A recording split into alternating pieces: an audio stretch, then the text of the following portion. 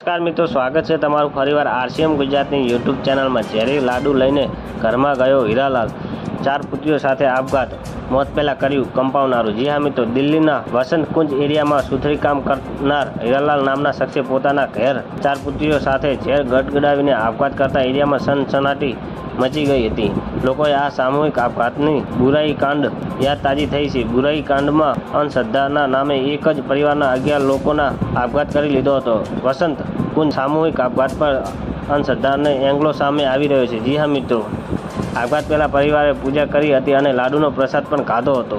ઝેરીવાળા લાડુ ખાઈને આપઘાત। આ કેસમાં એક નવો વિડીયો સામે આવ્યો છે, જેમાં એક વ્યક્તિ વાદળી પોલિથીન લઈને ઘરમાં અંદર જતો જોવા મળી રહ્યો છે। એવું માનવામાં આવે છે કે પોલિથીન મીઠાઈનો ડબ્બો હતો અને એવી શંકા છે કે વ્યક્તિ મીઠાઈનો ઝેર ભેળવીને દીકરીને ખવડાવ્યું હશે, જેના કારણે તેમનું મોત થયું છે। મૃત્યુ પામેલા લોકો કોણ? મૃત્યુ પામેલા લોકોમાં 5 લોકોની ઓળખ: પિતા હીરાલાલ અને તેમની 4 પુત્રીઓ, 18 વર્ષીય નીતુ, 15 વર્ષીય નિશી, 10 વર્ષની નીરુ અને 8 વર્ષની નિધિ તરીકે થઈ છે। તો મિત્રો, ન્યૂઝની સતત જાણકારી મેળવવા માટે અમારી ચેનલને લાઇક, શેર અને સબસ્ક્રાઈબ કરી લેજો। ધન્યવાદ। જય હિન્દ।